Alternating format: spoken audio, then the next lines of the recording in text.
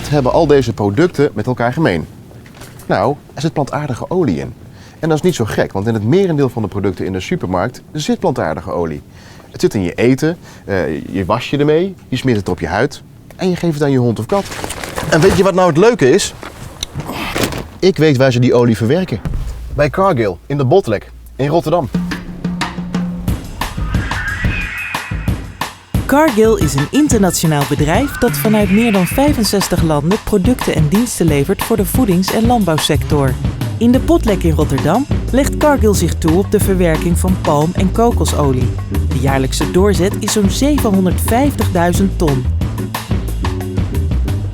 Al die olie komt uit landen rond de Evenaar, zoals Indonesië, Papua-Nieuw-Guinea, Maleisië, Colombia en Brazilië. De plantages waarop de kokosnoten en palmvruchten worden verbouwd zijn reusachtig.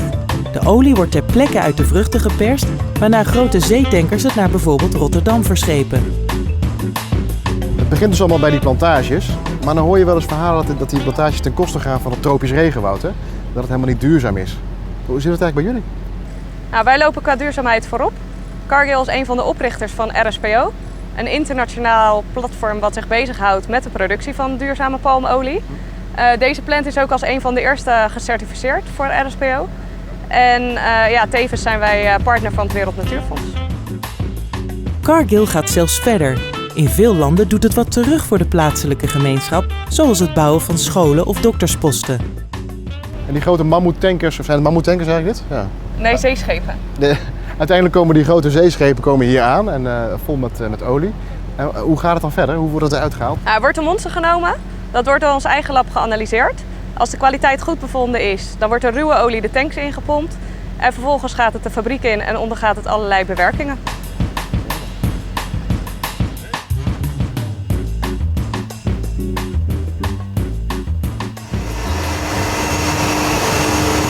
Dit is wat je je van een fabriek voorstelt.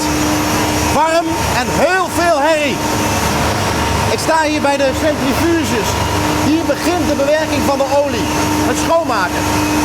Straks in het lab ga ik je laten zien wat hier precies gebeurt. In palm- of kokosolie zitten ongewenste componenten. Die zitten er van nature in of zijn er tijdens het oogsten ingekomen. Daarom worden citroenzuur en water aan de olie toegevoegd. De elementen binden zich daaraan, zodat ze uit de olie verwijderd kunnen worden.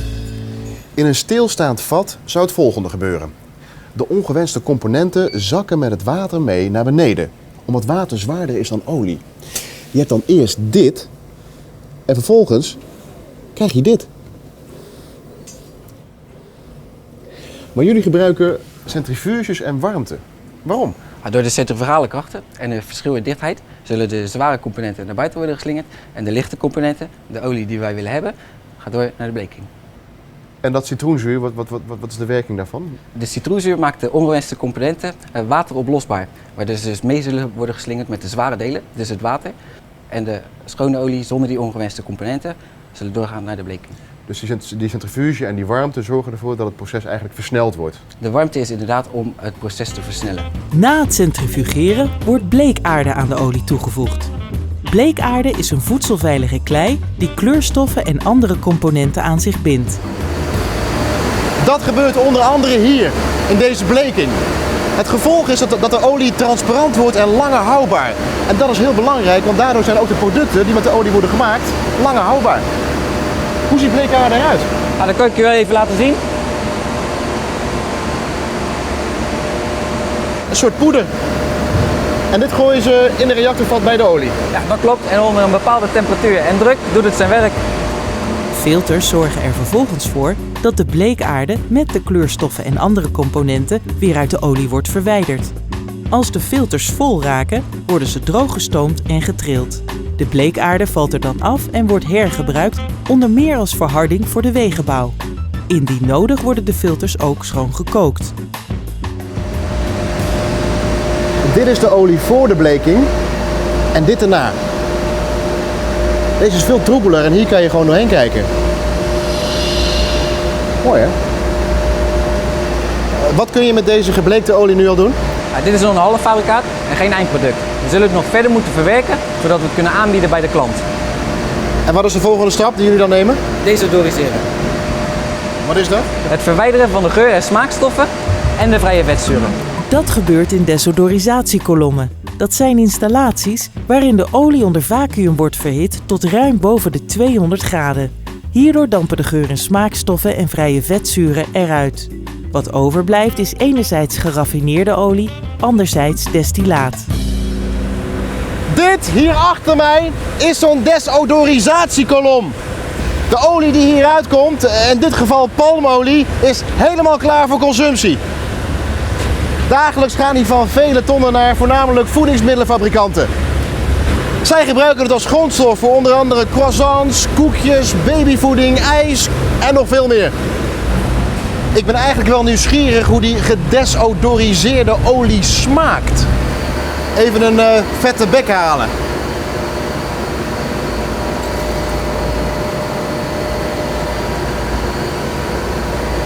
Proost.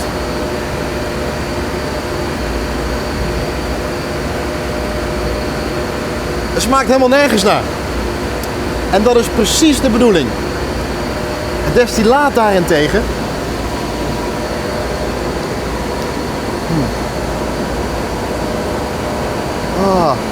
Echt heel erg vies.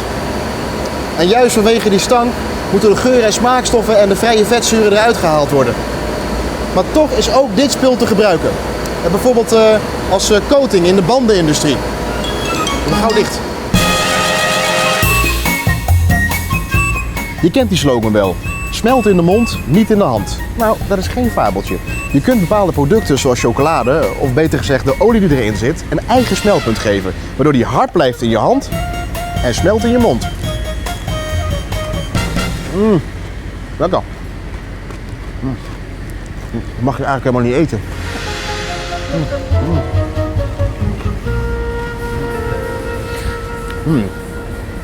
Het smeltpunt beïnvloeden kan op 2 manieren. Fractioneren en harden. Voor het harden moeten we hier zijn, in dit gebouw. Harden is een chemisch proces waarbij ze de moleculaire structuur van de olie veranderen. Eigenlijk maken ze van olie vet. Dat gebeurt hier in de EX-zone. EX staat voor explosiegevaar. Dus ik mag hier helaas niet naar binnen. De andere methode om het smeltpunt te beïnvloeden is fractioneren. Cargill had al een fractioneringsunit, maar heeft er nu een nieuwe, hypermoderne bijgebouwd. Olie, ook geraffineerde olie, is eigenlijk een mengsel van verschillende fracties met elk een eigen smelt- of stollingspunt. De kunst van het fractioneren is die fracties eruit te halen. Dat gebeurt door de olie met water te koelen. De olie komt met een temperatuur van 65 graden deze reactoren in. Als tijdens het koelen een bepaalde temperatuur wordt bereikt, ontstaan kristallen. Een deel van de olie, een fractie dus, stolt. Het ziet er ongeveer zo uit. Deze fractie heeft die betreffende temperatuur als smeltpunt. Het is nu zaak om deze kristallen eruit te halen. En dat gebeurt hier, in deze filterpersen.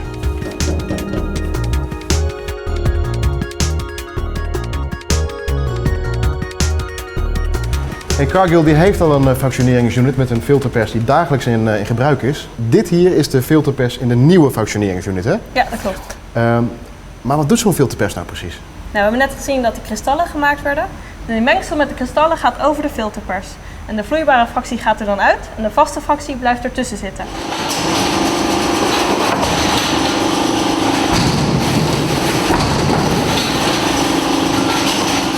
Wat gebeurt er dan met die zachte fractie? En die zachte fractie zouden we nog een keer over de pers kunnen halen, zodat we weer andere producten kunnen maken. Oké.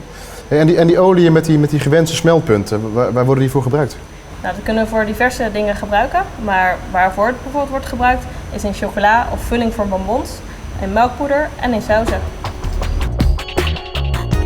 Voordat de olie de plant verlaat, controleren laboranten de kwaliteit en de eigenschappen zoals het smeltprofiel. Alleen olie die aan alle eisen en wensen voldoet, mag naar de afnemers toe. Dat geldt voor alle oliesoorten die Cargill produceert. Via verschillende laadpunten gaat het de tankwagens in op weg naar bijvoorbeeld uw boodschappenmandje. En, heb je nog wat nieuws gehoord? Absoluut. Ik denk dat ik geen boodschappen meer kan doen zonder aan jullie te denken. Dat is mooi. Hartstikke bedankt. Oké, tot ziens. Tot ziens. Dag.